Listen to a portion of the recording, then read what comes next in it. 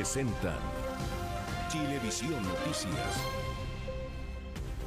Hola, ¿cómo están? Bienvenidas, bienvenidos a la revisión de las informaciones en CNN Chile y Chilevisión Noticias después de la importante jornada electoral de ayer. Así es, con eso vamos a partir, Mónica. La elección de segunda vuelta de gobernadores regionales dejó muy contentos a algunos y muy preocupados a otros. El bloque de unidad constituyente tomó nuevas fuerzas tras ganar en 10 regiones de las 13 que se disputaban. Mientras en Chile Vamos están preocupados tras obtener solo un gobernador. Hay incertidumbre para el futuro electoral de este sector. La mayoría de los abrazos y caras alegres tras la segunda vuelta de gobernadores se focalizaron en un sector en el que hace solo un mes reinaba la incertidumbre. Nosotros somos parte de una coalición de centro-izquierda, que muchos quisieron darla por muerta. Y creo que hoy día está viva. Unidad Constituyente está viva no solamente en la región metropolitana, sino que en todo Chile. Los 10 gobernadores que eligió Unidad Constituyente dieron vida al bloque, transformándolos en los grandes ganadores en esta elección en particular. Los resultados en la segunda vuelta así lo reflejaron, el pacto más votado en un domingo con baja participación. La batalla principal se dio en Santiago y justamente los candidatos Orrego y Oliva eran de los pactos más votados. Un triunfo para la democracia cristiana que logró 4 gobernaciones, las mismas que el PS. 2 consiguió el Frente Amplio y el resto independientes dentro y fuera de pacto. Nosotros representamos un sector, yo represento a la centro derecha, soy el candidato de Chile Vamos, fui el candidato de Chile Vamos, hoy día gobernador en esa coalición, pero aquí lo que nosotros tenemos que hacer un debate de ideas, un debate de soluciones para las personas, y esto no solamente es encasillarse. Que haya generosidad, que haya de cada uno de los alcaldes de toda la región un buen nivel de compromiso de ejecución presupuestaria para que podamos rápidamente iniciar nuestras obras. Una votación que no solo representó una importante victoria electoral en la centroizquierda, sino que profundizó la crisis en Chile Vamos. La coalición de gobierno sumó una tercera derrota electoral en menos de un año, tras el plebiscito de octubre y la de alcaldes, concejales y constituyentes. Obviamente hay que hacer los mea culpa, la elección de gobernador es una elección que nos tiene que importar. Tenemos que ser capaces de entender de que en el nuevo Chile, en el momento que estamos viviendo, el proceso de regionalización es sumamente importante y tenemos que darle la importancia de debida. Creo que tenemos que reconocer que no fue mal, creo que aquí hay un cambio claro, hay un cambio de ciclo y los políticos que creen que podemos seguir manteniendo las mismas formas están totalmente equivocados. Lo que ocurre es cuando hay un desastre electoral de esta envergadura, las directivas dan un paso al costado. Chile Vamos solo logró ganar una gobernación que disputó la segunda vuelta este domingo. Ya en 7 había quedado fuera en primera vuelta. En las 9 restantes, solo Luciano Rivas, independiente apoyado por Evópoli, logró el triunfo en la Araucanía. Estamos en una situación muy compleja y eso claramente se reflejó ahí. Y lamentamos que nuestra coalición Chile Vamos, al parecer, haya renunciado a la idea de hacer política, entendiendo a la política como el conversar, el llegar a consensos, llegar a acuerdos. Una dura derrota territorial para Chile Vamos. En el bloque aseguran que casi no tienen espacio para recriminaciones y búsqueda de culpables de la debacle electoral. Deben dar vuelta a la página lo antes posible para reencantar a sus electores a poco más de un mes de las primarias presidenciales del sector. 25 comunas de la capital han aumentado sus casos activos, pese a llevar más de 80 días en confinamiento. Una de ellas es Puente Alto, donde hoy se vio un alto flujo de personas en el primer día hábil de cuarentena total en la región metropolitana. ¡Vaya la palta, vaya la palta, vaya la palta! Así se veía desde el aire y así desde el suelo la plaza de Puente Alto el primer día hábil de cuarentena total en la región metropolitana. Claro que de confinamiento acá prácticamente nada, a pesar de que la comuna ya lleva 82 días en fase 1. ¿Supone que Puente Alto está en cuarentena? Así dicen, las malas lenguas y todo. El presidente, el gobierno, el ministro, todo. ¿Y qué ha pasado?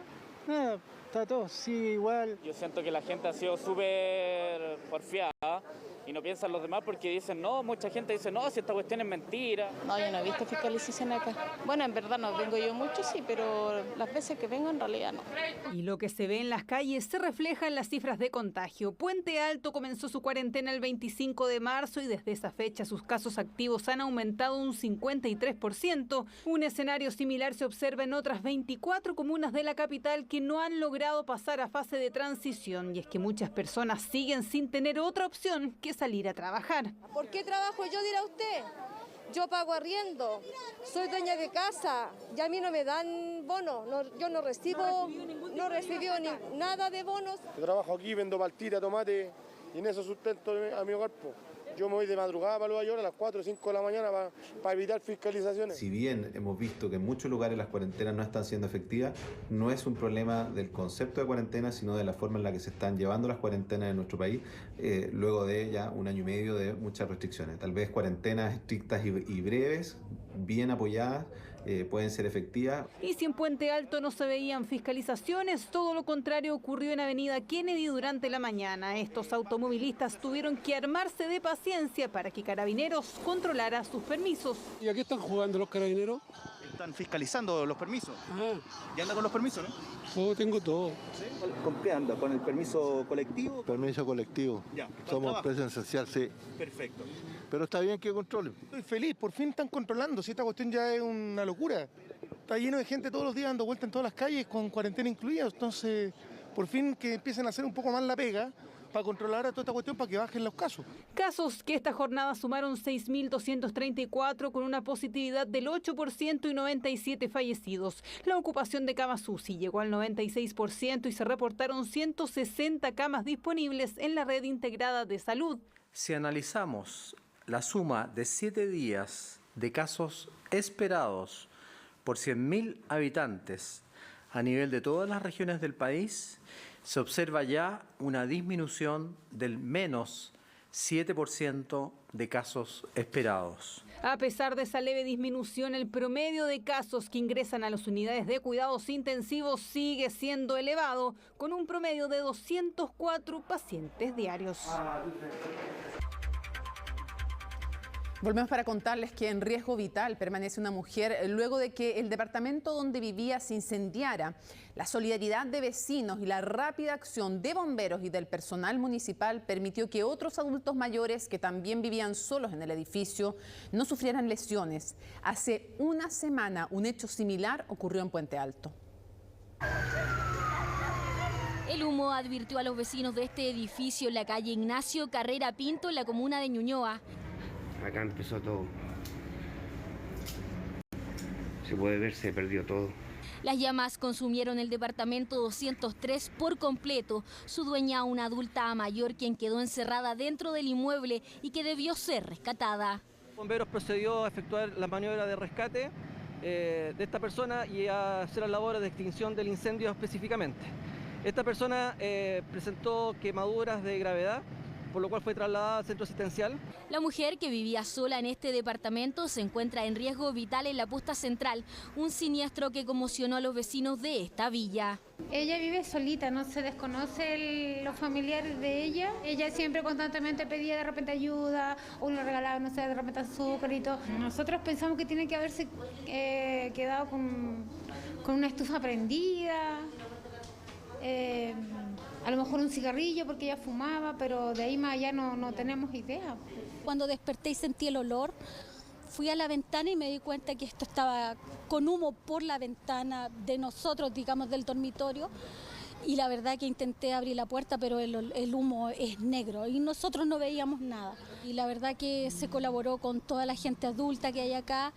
Yo fui rescatada por bomberos y una de mis vecinas también. Solidaridad entre vecinos que quedó demostrada en medio de esta tragedia. Es que en este sector viven muchos adultos mayores solos.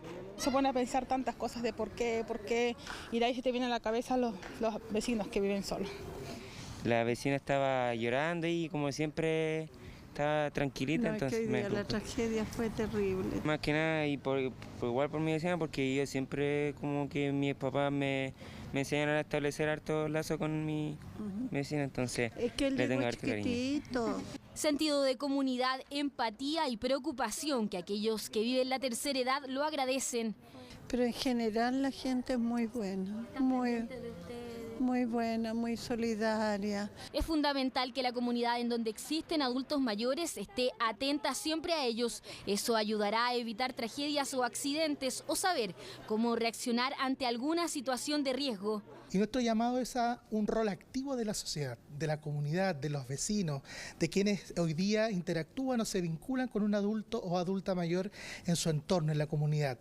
Creemos que poco a poco la comunidad también tiene que hacerse parte de los procesos de envejecimiento. Rol activo de la sociedad con los adultos mayores que es fundamental y que puede hacer la diferencia en una tragedia como esta. Se puede ver, se perdió todo. El último informe del INE sitúa el desempleo sobre el 10%. Sin embargo, el Centro de Estudios y Encuestas de la Universidad Católica asegura que si tomáramos en cuenta otras variables, la desocupación en realidad llegaría al 19%. Y ahora estaba trabajando en la empresa STP y me despidieron después de casi concluir 12 meses. Soy garzona en un restaurante aquí en el centro. Y como han estado mucho tiempo en cuarentena, no hemos vuelto a abrir. Luis y Karen están desempleados, ambos cobrando el seguro de cesantía pero buscando trabajo. Como ellos, hay otro millón de chilenos que sigue sin recuperar su empleo y que forman parte del 19% de desocupados que estima el Centro de Estudios Longitudinales de la Universidad Católica. Cualquiera sea la tasa que vamos a estar mirando, esa tasa lamentablemente va a estar subestimando el problema de manera muy significativa. Si bien el INE informó en su último reporte que hay un 10,3% de desempleo, este número estaría distorsionado. Para llegar a una cifra más precisa se necesita tener en cuenta otros factores.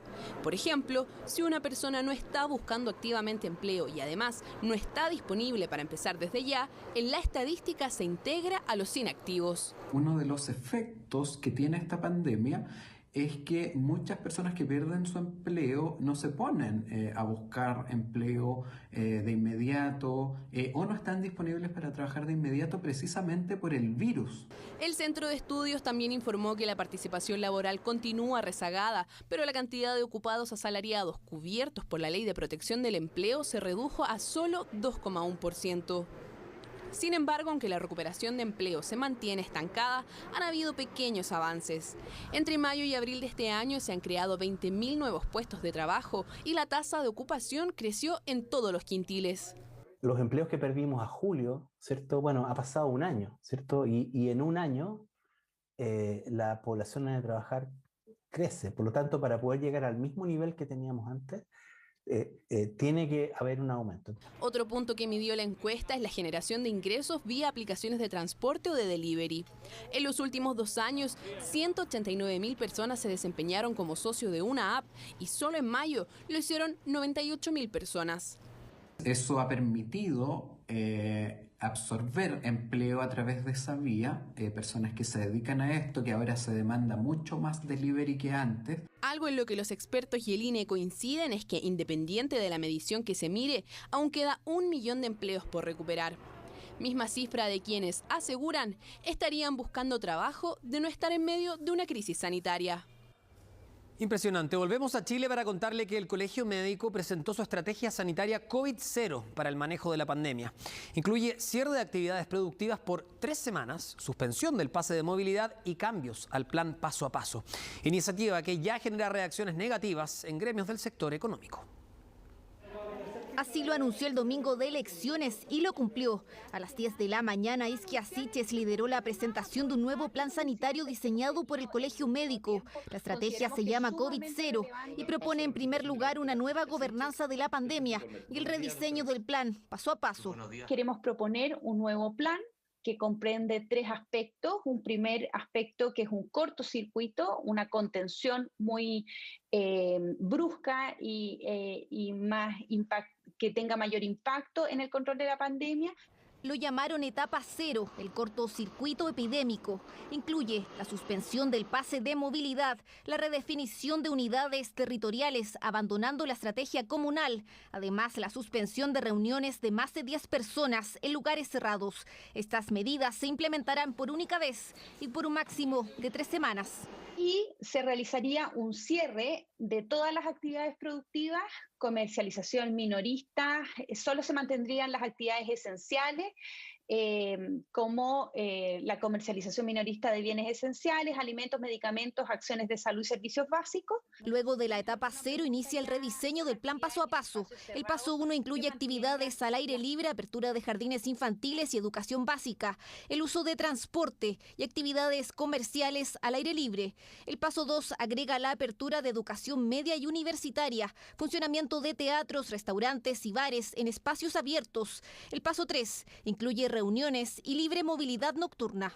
Agradecemos esta propuesta y la estudiaremos en su propio mérito para, obviamente, adaptar a nuestro plan que hemos llamado paso a paso.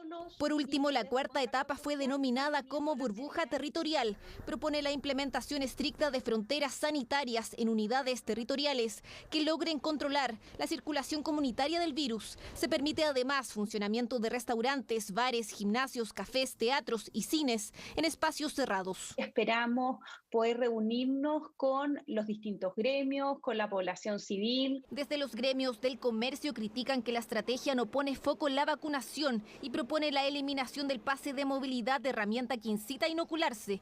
Actualmente hay más de 9 millones de personas con el esquema completo de vacunación. No entendemos cómo el Colegio Médico piensa que hoy día, después de más de un año de esta crisis, vamos a ser capaces como país de tener una cuarentena total y absoluta como la que están planteando ellos. La propuesta del Colegio Médico es una propuesta que llega bastantes meses atrasada. Creemos que hoy seguir confinando a la ciudadanía no tiene ningún sentido. Por ahora, COVID-0 sigue siendo una propuesta de papel que ya causa polémica en varios sectores. Vamos con una triste noticia que les informamos ayer. 2 hombres están detenidos por su presunta participación en el homicidio de la joven subinspectora de la PDI, asesinada con un disparo, como les comentábamos ayer. Sí, uno de los imputados se habría entregado en un cuartel policial, pero ¿cómo ocurrió este crimen? Esta es la cronología de los hechos que terminaron con Valeria Vivanco muerta. Que dan cuenta las imágenes que estamos emitiendo en vivo, sería uno de los implicados en estos disparos que lamentablemente le quitaron la vida a la funcionaria policial. 3 de la tarde de este lunes y 2 hombres de 17 y 19 años ingresaban a la brigada de homicidios de la PDI. Ambos se habrían entregado tras enterarse de una orden de detención en su contra por el homicidio de la subinspectora Valeria Vivanco Carú, de 25 años, en La Granja la tarde de este domingo. Hemos tenido un mártir, es más, mártir número 57 de la Policía de Investigaciones de Chile. Todo comenzó este domingo en pleno horario de elecciones con el intento de un control vehicular en la población Santo Tomás.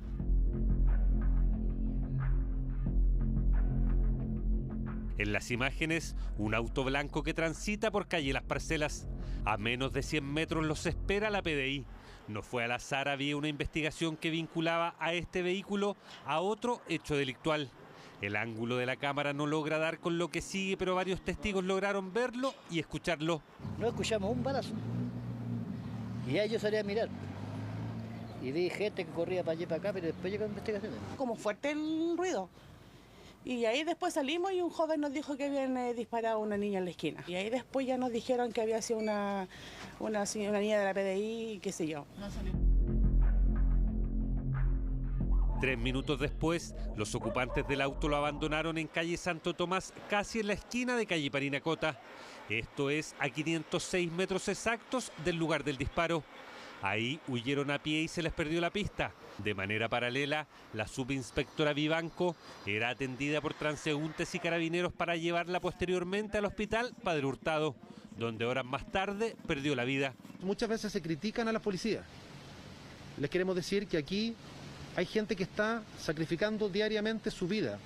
Juraron defender su trabajo con su vida y lamentablemente tienen que llegar al punto de hacerlo. Pero ya se lo contábamos, el control vehicular a este auto blanco no fue al azar. Para entender por qué le seguían la pista, hay que remontarse al sábado a las 10:30 de la noche y moverse a la comuna de Puente Alto.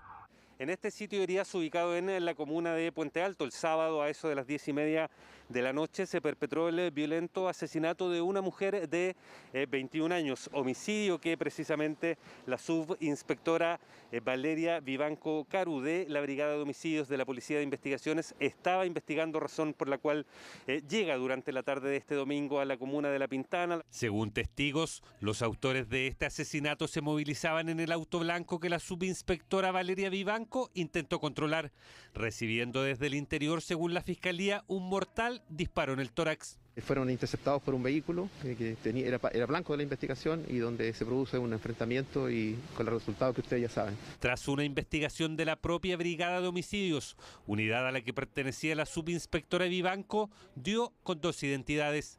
La Fiscalía solicitó las órdenes de detención que fueron otorgadas, pero antes de eso ambas personas se entregaron.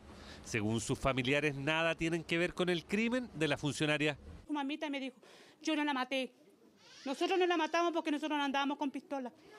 Sí fue verdad que le hicieron como dijera yo, un seguimiento y todo, que andaban ahí, toda la cosa, pero él dice que él se arrancó y todo, y lo único que ¿cómo se llama? La policía le empezaron a disparar y todo, pero dice que ellos no andaban con pistola. Esta mujer indica que su hijo iba en el auto junto al otro detenido, pero según el relato que él le entregó, no portaba ningún armamento. Y los tiros empezaron, al tío a dispararle, dice. ¿Y qué es lo que hizo él? Él mandó la frenada y salió arrancando en el auto. Él pensó que le iba atropellado. A mí me dice, mamita, si yo hice eso, yo la maté atropellada. No a balazo porque yo no la maté, yo no andaba con pistola, no andaba con nada. Pero la Fiscalía señala tener pruebas suficientes para imputarlos. Este martes se realizará el control de detención de la causa, en la cual se han realizado numerosas diligencias basadas en diversos peritajes en el sitio del suceso y la toma de declaración de testigos. Antecedentes que serán claves, según la Fiscalía, para imputar el homicidio de la subinspectora Valeria Vivanco Caru, de 25 años, a estos 2 sujetos. Un adulto de 19 años y un menor de 17 que este martes deberán enfrentar a la justicia. Valeria, que los cumplas feliz. Esta es mi hija, una joven con futuro, con ganas, que respetaba la justicia, que respetaba la ley. 25 años, un desgraciado la mató. La vamos a enterrar como un mártir de la institución, como la hija que fue, con dolor, pero con orgullo. El 13 de junio quedará marcado para siempre en la vida de esta familia. La hija regalona, Valeria, de 25 años, fue asesinada mientras cumplía sus deberes como oficial de la PDI. Mi hija era una guerrera, era muy valiente y amaba su trabajo, era muy valiente. Eso era mi Valeria y nunca más la voy a ver. Me la quitaron. Y así, entre camaradas, colegas y la inconfundible sirena de la PDI, los restos de Valeria Vivanco, la segunda mujer mártir de toda la historia de la institución, asesinada mientras buscaba a los autores de otro homicidio, era trasladada hasta la Escuela de Investigaciones, donde se realiza su velatorio. Amaba su institución, nosotros hemos criado, tengo 3 hijos más y todos son funcionarios, tengo un aspirante y ellos van a seguir el camino de mi hija. La joven de 25 años había ingresado a la PDI el año 2016 y tras cursar sus estudios trabajó 1 año y medio en la Brigada de Homicidios, siendo uno de los procedimientos más importantes de su carrera el frustrar una encerrona el año pasado. Ella nunca dudó en levantarse a las 3 de la mañana para cazar a los delincuentes, para ayudar a la familia que le habían matado a alguien. Y mi familia en este momento está destruida por la delincuencia. El gobierno tiene que ocuparse de la delincuencia, nada más. Y las instituciones tienen que crecer con personal, tienen que crecer. Le digo, postulan 7.000 niños a la PDI todos los años y quedan 120. Una emotiva despedida que más bien se transformó en un hasta siempre en cada lugar por el cual pasó el cortejo fúnebre de Valeria Vivanco, la mártir número 57 de la PDI, una mujer policía que murió a manos de delincuentes mientras cumplía con su deber. Después de ese lamentable hecho, vamos a ir a la política, porque la histórica baja participación electoral fue el gran punto negro en las elecciones de gobernadores de segunda vuelta de ayer. Así es, fue un 19% a nivel nacional. Además, la gran diferencia en la cantidad de votantes entre el sector oriente y poniente de la capital marcaron estos comicios. Karina Oliva está obteniendo un 60,21% de los votos. Obtiene todavía una importante ventaja Karina Oliva, aunque se acerca un poquito más Claudio Rego. Un poco más de un punto lo que separa a Karina Oliva de Claudio Rego. Se da vuelta, Claudio Rego pasa arriba con un 50,77%. Veamos la reacción en los comandos, a ver. Parecía una remontada de tintes casi épicos para quedarse con la gobernación, pero tiene una explicación. El hecho que los primeros cómputos hayan dado como ganadora a Karina Oliva se entiende por la baja participación electoral en las comunas que la favorecieron. Era más rápido contar mesas con 15 votos que con más de 100. Todos los analistas esperaban que la participación bajara un poco, pero no tanto como bajó en la realidad. Lo que ocurre aquí es que hay un 80% de chilenas y chilenos, ¿no es cierto?, el partido de la abstención que no participaron. De cada 10 electores, 8 no fueron a votar. Por lo tanto, es muy difícil poder proyectar un resultado electoral sin saber qué están pensando. Y preocupa, porque solo en la región metropolitana 1.100.000 personas que votaron en primera vuelta decidieron no hacerlo este domingo. En regiones el panorama fue mucho más desalentador. En Antofagasta, Atacama y Los Lagos votó solo el 12% del padrón. En Sierra Gorda, en tanto, fue el récord con 4,85% de participación. Aparentemente una elección poco atractiva para los votantes. Las atribuciones que tiene la nueva autoridad de gobernador regional no están muy claras. O sea, hoy día hay grandes ideas, pero en concreto la gente no tiene claro de qué se trata el cargo. En ese sentido era más llamativo votar por un alcalde o por un constituyente, aparentemente. Exactamente. Por un lado, porque el rol del constituyente es muy claro. A este tema, ¿no es cierto?, de la abstención, al que se le suma también, ¿no es cierto?, el llamado, el anuncio de la cuarentena que se hizo a partir del sábado, especialmente en la región metropolitana, que también fue un factor que influyó.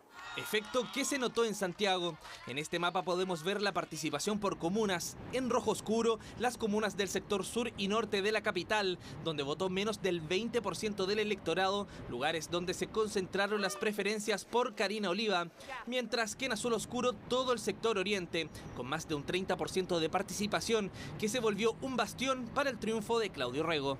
Fenómeno que se conoce como el sesgo de clase, ¿no?, o sesgo de participación, que hace que voten normalmente aquellos sectores que tienen más acceso a educación, que tienen más acceso a información o que tienen, ¿no es cierto?, más intereses que defender. Eso fue lo que observamos justamente en la elección de ayer domingo. Teoría que se ve confirmada al comparar la participación de primera y segunda vuelta. Así, de cada 10 personas que fueron a votar en Vitacura hace un mes, este domingo lo hicieron 8, mientras que en el sector sur, como en San Ramón o La Pintana, no acudieron a las urnas ni la mitad de los votantes de la elección de mayo. Así, el panorama para la próxima primaria presidencial es complejo. Creo que es difícil que la participación baje más de lo que bajó esta elección, pero sin embargo yo creo que es esperable que respecto a la elección de constituyentes y de alcaldes recién pasada, baje la participación. Perfecto. O sea, puede ser más que la de segunda vuelta, pero menos que la primera. Exactamente. Un verdadero dolor de cabeza para partidos y candidatos que van a tener que sacar a relucir sus mejores tácticas para reencantar a los cada vez más esquivos votantes. Claudio Orrego. Un profundo cuestionamiento a todo el sistema político debiera producirse, ¿no? Bueno, los resultados de las elecciones de ayer remecieron el escenario presidencial. Una de las grandes ganadoras fue la Democracia Cristiana, que decidió, dijeron, no apresurar la opción de Yasna Proboste. En Apruebo Dignidad, en tanto, se aprecian las primeras diferencias entre Daniel Jadwe y Gabriel Boric. La única encuesta que hubo para esta segunda vuelta le daba a Karina 10 puntos arriba mío. Y si uno sumaba a todos los candidatos en primera vuelta más de izquierda, Karina ganaba. ¿Y qué pasó entonces? Por una parte, concluyen en el Frente Amplio y el Partido Comunista el caudal de votos del sector oriente hacia la candidatura de Claudio Rego. Por otra, y en voz baja, que los chilenos no están tan polarizados como los candidatos. Reconozcamos que el otro ganó la elección, que le felicitamos y esperamos que construya una región para todas y todos, no solo para las comunas del rechazo. No es la campaña que yo habría hecho, pero yo no era el candidato. Yo creo que la idea de que esos 30 años deben ser juzgados como puro entreguismo, etcétera, es un error, a mi juicio. Y ojo, terminemos la caricatura, ganamos en esas 3 comunas, pero ganamos en otras 20 comunas también. Justamente por eso en la DC, aun cuando las encuestas como la CADEM muestran un estadístico triple empate, sacan cuentas alegres. Y es que lo de Orrego, proyectan, es una señal muy importante para el futuro de quien no es su candidata presidencial. Al menos su presidenta, la del partido, se sonríe y pide paciencia. Mire, la única carrera en la que estoy ahora es por llegar a mi casa. Que salí en la mañana, estuve votando en Vallenar. Solamente llamar a todos los chilenas y chilenos que estemos tranquilos. Yo tengo mucha esperanza. El futuro va a ser promisorio. Ahora bien, ambos candidatos presidenciales de Apruebo Dignidad, Daniel Jadwe y Gabriel Boric, aseguraron que el resultado da cuenta de un gran crecimiento de las fuerzas de izquierda. Sí reconocen que hubo errores o gustitos, como dice Boric, en directa alusión al Instituto de Garantía que Jadwe propuso 24 horas antes de la segunda vuelta. No estamos en momento de darnos gustitos con esas cosas. A las Fuerzas Armadas hay que exigirles que se cumpla el principio de no deliberación y bajo todo punto de vista hay que terminar con esta excesiva autonomía que ha terminado en casos de corrupción. Ahora, la centroderecha es cierto solo un gobernador del sector electo, pero a la luz de las encuestas dicen en la UDI que no hay riesgo de que se queden fuera de la segunda vuelta. Joaquín Lavín es un liderazgo que está bastante bien encaminado de cara a ese desafío y nosotros no tenemos ninguna duda que a fin de año la dicotomía va a ser comunismo o libertad y yo creo que Joaquín Lavín encarna bastante bien un proyecto de libertad con ideas nuevas para lo que viene en adelante. Las primarias presidenciales se realizarán el próximo 18 de julio, cuyo gran derrotero será una vez más la participación ciudadana. Vamos a cambiar completamente de tema para contarles que a un mes y medio de que termine el plazo para retirar el primer 10% de fondos previsionales, aún hay casi 1 millón de personas que no ha hecho la solicitud, mientras que el bono de 200.000 pesos ha sido pedido por la mayoría de quienes ya no tienen plata en la AFP. Me quedan 6 años para jubilarme y al bajarlo, sacar mi 10% me va a bajar el monto de jubilación. Mi pensión va a ser muy pequeña, pienso que con los retiros va a ser mucho más pequeña y realmente no me conviene. Como Ana y Juan, son cientos las personas que aún no han hecho su primer retiro de fondos previsionales de las AFP. Sin embargo, según la Superintendencia de Pensiones, un total de 10.936.000 cotizantes ya han solicitado su retiro del primer 10%. Esto quiere decir que un 8,5% aún no realiza el trámite. Hay 365 días de plazo para sacar ese dinero de las administradoras de fondos previsionales. Ese plazo se cumple el próximo 30 de julio. Diversas son las razones que los han llevado a no hacerlo. La pregunta es, ¿será un buen momento para retirar los fondos? La recomendación es que las personas retiren esa plata. Hay 2 opciones, o depositarlo en la cuenta 2 de la administradora o solicitar el pago en la cuenta débito o cuenta corriente que cada uno tenga. En las últimas semanas la rentabilidad de todos los fondos ha sido negativa y la recomendación hoy día es que en lo posible optar la cuenta 2 ya que es gratis. Entre quienes sí han realizado algunos de sus retiros previsionales se encuentran aquellos que tras hacer el giro quedaron con un monto menor a 200.000 pesos o incluso sin fondos. Hasta la fecha, 2.663.000 afiliados han solicitado el bono de cargo fiscal y de estos, 2.338.000 personas ya han recibido el pago. Una cifra que es bastante alta pensando en que las solicitudes comenzaron hace un poco más de un mes, algo esperado según los expertos.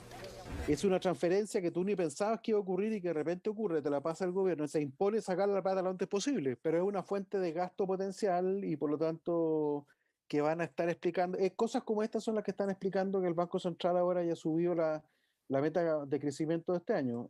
Para quienes aún no solicitan el bono de cargo fiscal, aún queda tiempo. El plazo termina el 8 de mayo del 2022, ya que al igual que para los retiros del 10%, el plazo es de 365 días. En medio de la discusión por la prórroga del estado de excepción que deberá discutirse en el Congreso, realizamos distintos recorridos por importantes arterias de la capital durante el horario de toque de queda para medir la efectividad de esta medida. Las fiscalizaciones brillaron por su ausencia, mire. Vicuña Maquena, comenzando el recorrido en la comuna de Puente Alto.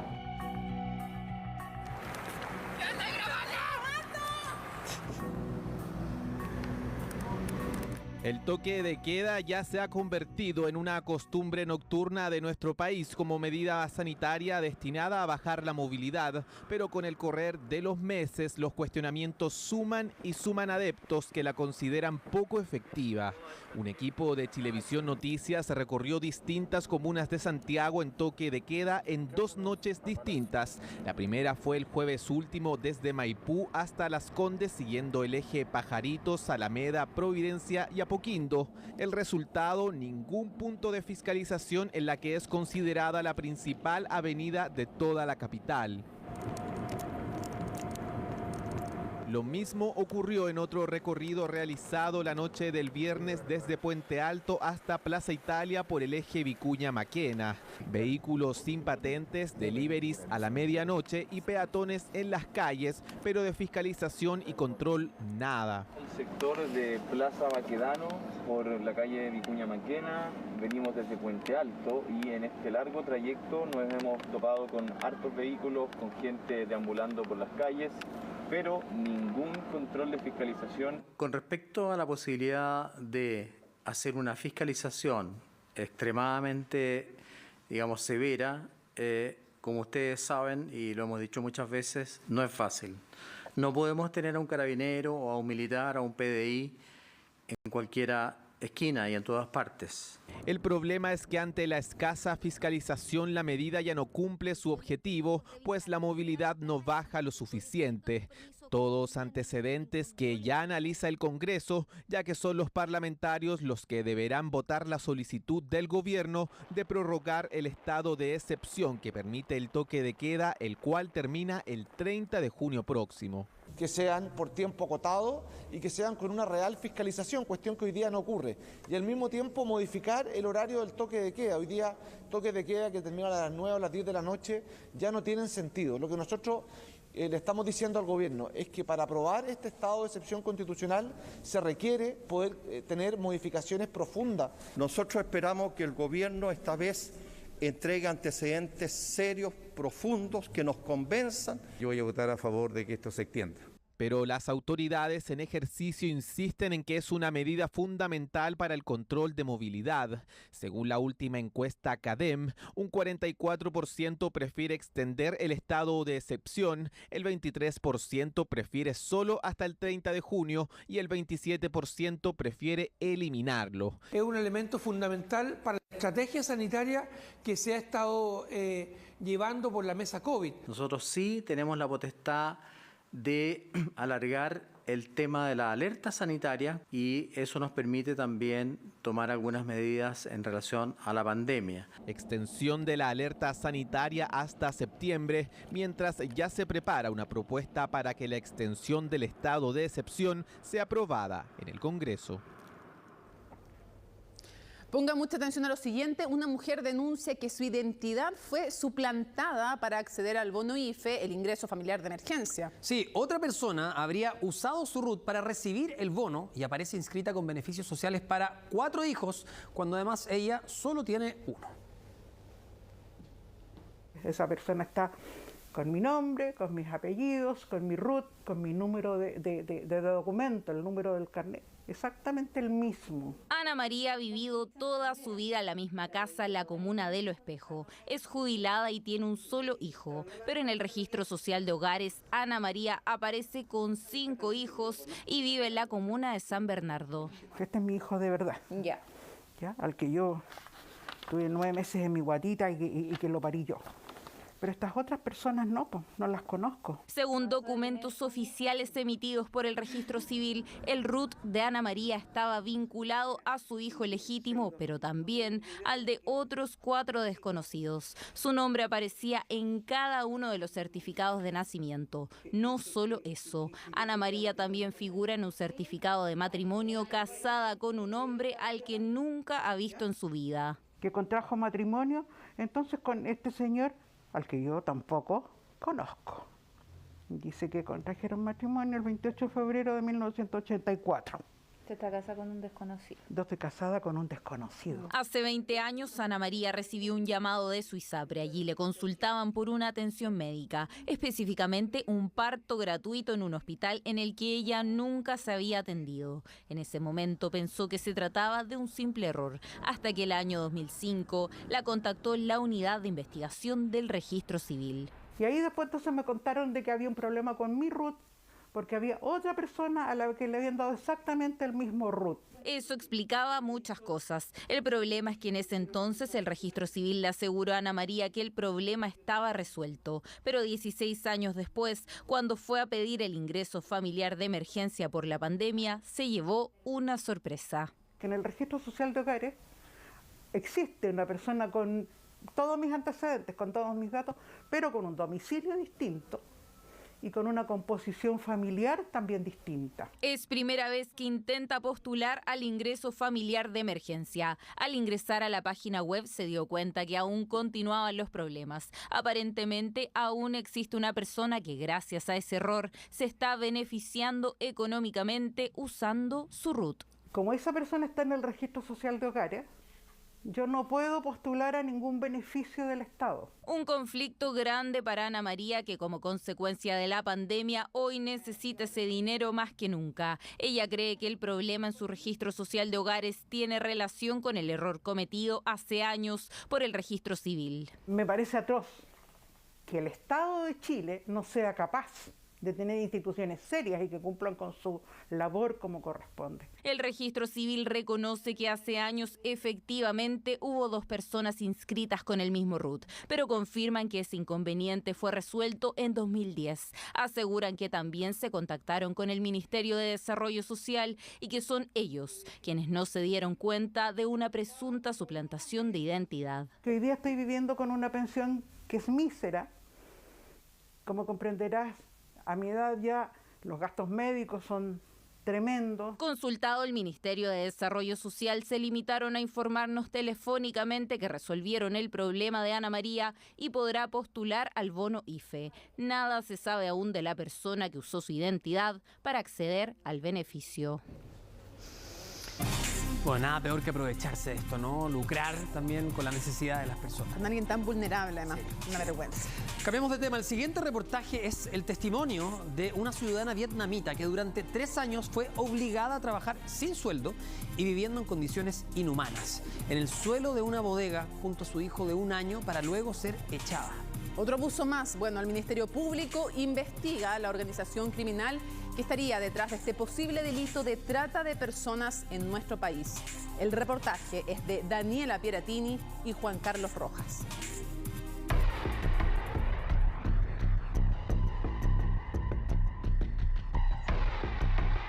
Con apenas una maleta cargada de soledad y la promesa de un trabajo que le permitiría ayudar a la extrema pobreza que vive su familia en Vietnam, viajó más de 17.000 kilómetros. Al desempacar, un calvario de esclavitud, explotación, malos tratos y condiciones inhumanas la esperaban en nuestro país. Es en este mall chino ubicado en pleno Cabildo donde comienza el calvario para esta ciudadana vietnamita. Más de 17 horas de trabajo diarios, sin descanso, de lunes a lunes y en condiciones inhumanas. Este es el testimonio detrás de una investigación judicial que lleva el Ministerio Público por trata de personas en nuestro país. También miedo mucho. No tienen corazón, solo sabe plata. Pudimos establecer de que existía una actividad del delito de trata de personas. Y que prácticamente estaba en un régimen de esclavitud. Hola, buenas tardes. ¿Usted es el dueño del local? Hicimos indicio de que podríamos estar frente a la figura de esclavitud. ¿Denuncias que habría otras personas trabajando en las mismas condiciones? Yo no tengo. ¿Me puede salir fuera, por favor? Titi Nguyen fue contactada en Vietnam por un intermediario de estos imputados, Li Ye y Don Hu, ambos dueños de este mall chino en Cabildo, quinta región. A la distancia pactaron un sueldo de $500 el primer mes de prueba y $1.000 los meses siguientes por concepto de atención al cliente. El 1 de noviembre de 2017, el mismo día que llega a nuestro país, sin dinero en sus manos, sus empleadores le dicen que ya no la necesitan. Es muy triste, muy miedo y muy triste. Y no sé qué hace. Después de dar todo ese viaje con distintas escalas en distintos países, llega a nuestro país, le señalan que ya no requerían sus funciones. Y ella no tiene otra opción que quedarse ahí y comenzar a trabajar. Gratis. Gratis. Con sus papeles de turista y sin manejar el idioma, esta ciudadana vietnamita fue sometida a una explotación y vulneración de derechos humanos sin precedentes en nuestro país por casi 3 años. A mañana despierto, limpia afuera, limpia adentro, cocinan, lavar ropa y trabajando en tienda, bodega, noche también, todo. ¿Nunca te pagaron? No. ¿Tú sola no podías salir? No. Estaba sin parar, estuvo trabajando cuando estaba embarazada y luego cuando nació su hijo también la obligaron a trabajar, la obligaron a estar viviendo en una bodega. Actualmente la Policía de Investigaciones indaga la organización criminal presente en el delito de trata de personas y otros delitos penales que pudiesen haber vulnerado sus derechos durante el encierro. Al menos en juicio laboral se logró acreditar las condiciones inhumanas que vivieron Tintin Nguyen y su pequeño hijo en nuestro país. No tuvo derecho a descanso, no existió pre ni postnatal y fue obligada a trabajar con su hijo recién nacido, ambos viviendo en el suelo de esta bodega. Después yo tienen hijos, dos bolsas más grandes con yo y hijo dormir. Ella tenía un colchón en una plaza. Cuando llegó Tomás, trató de acomodar este colchón con materiales de que se vendían en la misma tienda. Era que Tim dormía arriba de la mercadería. Fallo laboral, la magistrado señala expresamente que este tipo de conducta constituyen una esclavitud en términos modernos.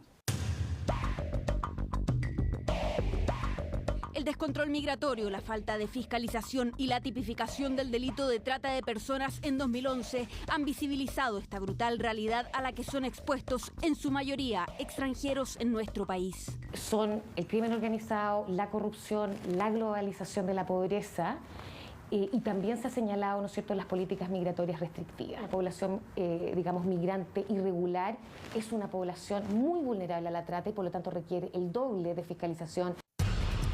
En los últimos 10 años, 47 causas han sido formalizadas por el delito de trata de personas, con un total de 285 víctimas, 160 de ellas explotadas laboralmente. Este es un problema de Estado. ¿Alguna responsabilidad del gobierno en este aumento de trata en los últimos años? No, o sea, en el fondo, a ver, la responsabilidad del gobierno es tratar que las personas estén regulares, ¿ya? Pero también tiene que ver con una responsabilidad del extranjero.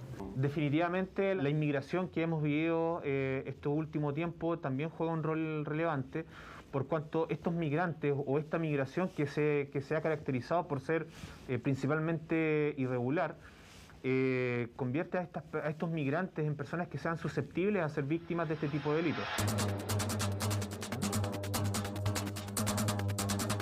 ¿Usted es el dueño del local? Sí. ¿Sí? Por la denuncia de trata de personas en el lugar. ¿Usted no lo ha formalizado? También lo entiende. ¿La policía de investigaciones, ustedes hablan español? Así que me entiende.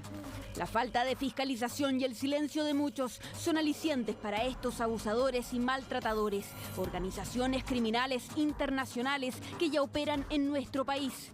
Según la carpeta investigativa, en este mall chino se encontraron decenas de irregularidades e incluso otros extranjeros en las mismas condiciones vulnerables de esta ciudadana vietnamita. Chino y yo también igual, trabajando todo el día, a la mañana, a las noches y también no descansan, no tienen vacaciones. En el juicio laboral se le aplicó a otro chino que actualmente sigue trabajando ahí y que fue verificado por la Inspección del Trabajo una vez que allanaron al lugar. Sin embargo, todavía no se ha realizado ningún tipo de investigación de aquella situación. Una declaración al menos que hay otras denuncias, que habría otras personas trabajando en las mismas condiciones. Yo no tengo. ¿Puedes salir fuera, por favor? Sale. ¿Me puede explicar? Sí, ahí fuera. ¿Pero me puede explicar? Yo no entiendo cómo hablo, hijo. No entiende todo, habla perfecto español. En un juicio laboral inédito, ambos imputados fueron condenados al pago de 81 millones de pesos, lográndose acreditar que en marzo de 2020 los empleadores se deshicieron mediante un plan de Tintin Nguyen y su pequeño hijo, a quienes mediante un despojo violento dejaron en plena calle, tal como lo muestran estas imágenes. Rosa ni compra verdura. Ella le cerraron puerta. No sabe por qué. Bota yo ropa y cosas yo afuera. Yo dice, ¿por qué? Jefa sabe, yo no tiene plata, de bota dos con tomar fuera calle. Ella decía tomar frío. Como hacía mucho frío ese día, ella pedía que le abrieran para poder entrar y nunca le abrieron. Nunca le abrieron porque eso fue el despido. Al final fue un despojo violento y eso también es calificado en las sentencias como Es que existen antecedentes suficientes, hay una carpeta investigativa completamente abultada que da completamente fe de que se producieron los hechos de esa manera y que en definitiva configuran este delito de trata de personas con fines de explotación laboral. Hoy Tintin Nguyen vive junto a su hijo de la caridad de algunos vecinos de Cabildo. Quiere irse cuanto antes de regreso a su país, pero las condiciones sanitarias y el juicio penal la mantienen aquí. Otra persona igual yo, este caso. Mucha gente no sabe y mucha gente otro país llegó aquí miedo jefa. La trata de personas, según la Convención sobre la Esclavitud, es tarea de todos. Denunciar cualquier sospecha de explotación es fundamental. En este caso, la Dirección del Trabajo anunció nuevas fiscalizaciones al mall chino, mientras ambos imputados se encuentran formalizados por la trata de personas en nuestro país. Y volvemos para contarles que más de 300 días cerrados ha pasado el zoológico de Buin. O sea, 0 visitantes y también 0 ingresos económicos. Sí, el problema es que ahora están pagando créditos que arrastran del año pasado y han tenido que suspender contratos y reducir personal, pero dicen que van a transar, que no van a transar el cuidado de los animales. Miren. Toma, cómete una agüita. Tiene una garra importante. Mira. Y la uva los vuelve locos, o sea, literalmente locos. Pero no puede ser tan grande, pues, gordo, tienes que esperar un poco. Ya. ¡Oh, qué rica la comida! Ah, buen desayuno. Usamos 1.200 fardos de pasto de este tipo al año. Esa es la alimentación, eso alimenta a cientos de caballos durante un año. Bu come su fruta favorita, unas ricas uvas de mano de sus cuidadores. A la misma hora, Atanasio y su familia reciben pasto especial como parte de su alimentación. Y así es también para los más de 2.000 animales que mantiene el zoológico de Buin, quienes no han quedado fuera de la pandemia y del plan paso a paso que los ha dejado prácticamente sin público y por ende sin ingresos. Suman más de 320 días cerrados, 7 meses el año pasado y 2 meses y medio este 2021. Estábamos con un problema económico importante. Llegaron los créditos COVID y pudimos sustentar nuestra operación durante todo este tiempo, pero hoy día estamos pagando esos créditos, entonces la situación hoy día se hace más compleja y más pensando que estamos a puertas de las vacaciones de invierno, que no sabemos si realmente las vamos a tener. Tenemos claro que los fines de semana de vacaciones de invierno vamos a estar cerrados, no vamos a pasar a etapa 3 de ninguna manera tan rápidamente, y eso nos lleva a una sensación de poca angustia, de no saber en realidad cómo se nos viene el futuro. que pensar en la parte humana. Son 350 personas que trabajaban en el zoológico, hoy día tenemos solamente 280, muchas de ellas en sus casas cuidándose en este periodo, somos 80 que estamos haciendo la pega de muchas más. Un 25% de los costos que hoy pagan corresponden solo a créditos. Con pena han tenido que despedir a personal o suspender contratos, además de abaratar costos apagando luces, usando los motores de máquinas cuando sean necesarios. Pero en temas de cuidados de los animales no pueden transar. Fíjate que estos son chuletas. La verdad es que no usamos nada que no sea de uso humano, en el fondo, una chuleta de vacuno. Mira, acá el cuidador está picando trocitos pequeños de alimento para el jaguar, que es el alimento de Sandai y de algunos monos que comen un alimento muy especial, es un alimento también americano. 500 kilos de alimentos al mes. Y de eso 4.900, casi 5.000 kilos son alimentos peletizados, americanos. Uno puede sacar la relación. Cuando uno compra un saco de alimento para el perro de 25 kilos, imagínate lo que significa comprar 5 toneladas de ese tipo de alimentos. Para que tenga una idea, 9.427 kilos de alimentos se necesitan al mes. De esos, más de 4.000 kilos son de este pellet importado. Cerca de 2.500 kilos de carne al mes y otros más de 1.000 kilos entre frutas y verduras. Una bodega que se ve bastante vacía.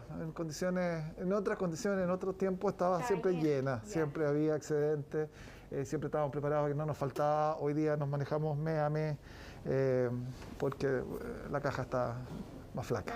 No quieren hablar de quiebra, pero sí de una situación preocupante. ¿Cómo ayudar desde casa? Comprando algún producto en la tienda virtual del zoológico o apadrinando algún animal como Po, con aportes únicos o mensuales. Animales que de seguro le devolverán la mano, entregándole un espacio donde distraerse cuando el encierro termine. Podido sobrevivir a 320 días con el parque cerrado, cosa que no ha hecho ningún zoológico del mundo, es que las condiciones están dadas para seguir adelante. No podemos desaparecer. Estamos en la última pata de esta guerra y estamos pidiendo el último apoyo. Y volvemos con un tema súper relevante. Durante este año, más de 11.000 personas han sido detenidas en Chile en el contexto del combate al tráfico de drogas. Sí, y en las intervenciones en diferentes barrios se han detectado nuevas técnicas para evitar ser descubiertos. Conocimos, por ejemplo, el caso de un vecindario donde una mujer lideraba una banda e instaló portones sin siquiera entregar copias de llaves, todo para evitar que la policía la atrapara. ¿En qué terminó? Se lo contamos en el informe del periodista Fabián Acevedo.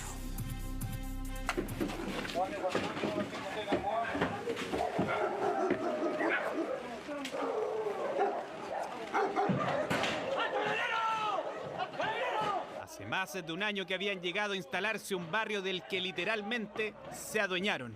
Y no podemos vivir tranquilos.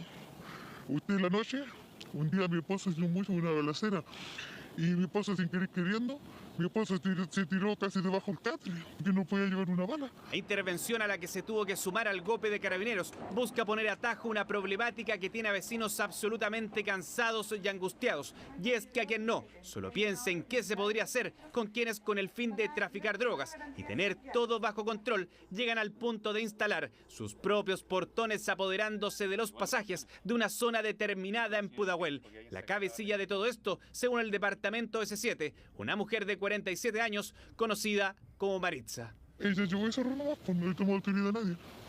A nadie. Empezó a instalar los portones. Al tiro, de la noche a la mañana, dámoslo. En los dos pasajes se quedó todo cerrado. Así es, de hecho hay imágenes operativas que acreditan cómo ella, luego ya de tener un poder adquisitivo bastante elevado y ser conocida entre los vecinos, toma la decisión final de cerrar los accesos al pasaje.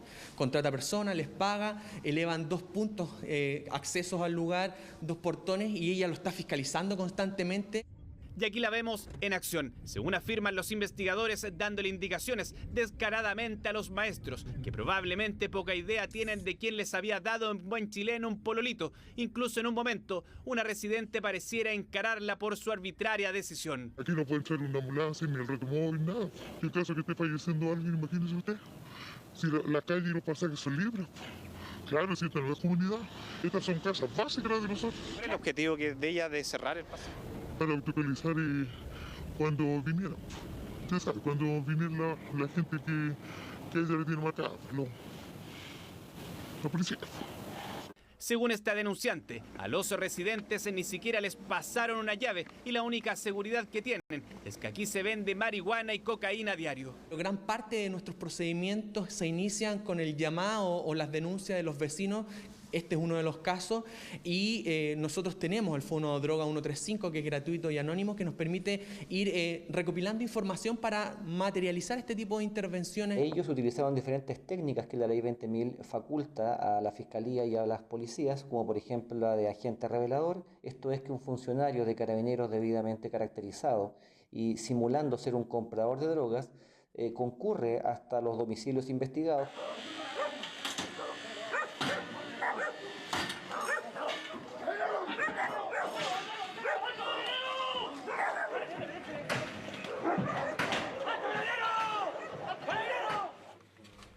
El ingreso a 2 domicilios arroja resultados de inmediato. Dinero y droga ya dosificada de los cuales habían intentado deshacerse, arrojándolos a un desagüe. Aquí vemos en esta parte de la operación cómo una de nuestras funcionarias saca desde el alcantarillado parte de la evidencia de que en este procedimiento ellos habían arrojado.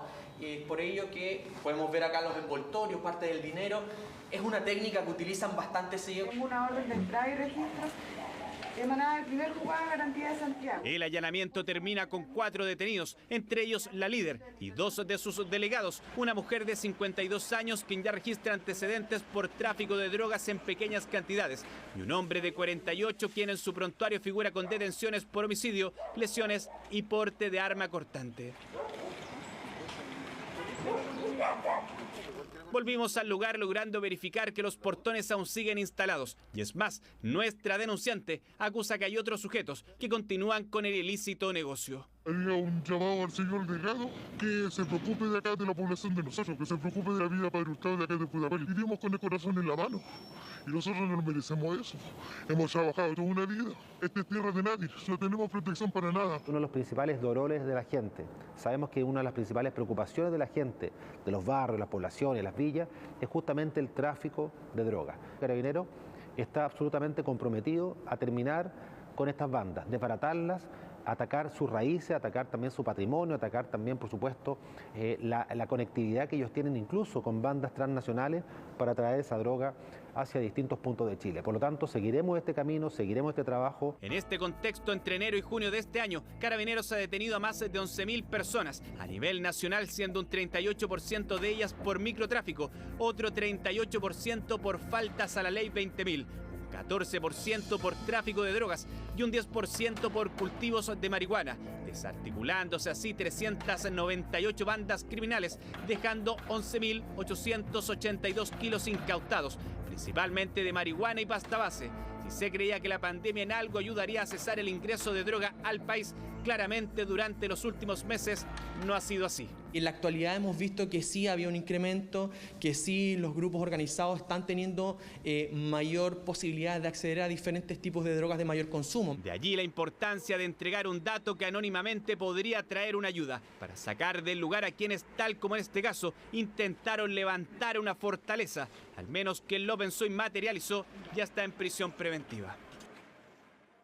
Pero los invitamos a seguir en televisión con un nuevo capítulo de Yo Soy, una nueva jurado invitada, todo el talento de Javiera Parra, quien junto a nuestros jurados estables tendrá la difícil misión de evaluar a los finalistas en competencia. Cada vez queda menos, es más difícil todavía, son todos muy buenos. Y en CNN Chile, aquí se debate con Mónica Rincón. Muchas gracias por haberse informado con nosotros. Chao, nos vemos. Buenas noches.